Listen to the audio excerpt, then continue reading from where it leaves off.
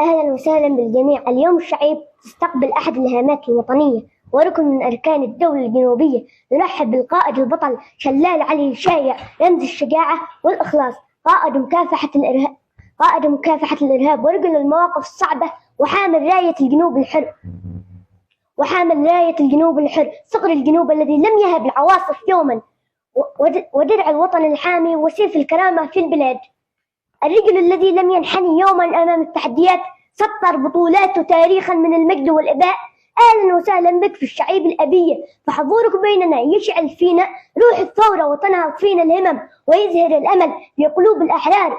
الجنوب يفخر بك أيها البطل، وأبنائه يسيرون على دربك حتى يتحقق النصر الكبير إن شاء الله. وألف تحية للقائد البطل شلال علي شايع، قائد مكافحة الإرهاب.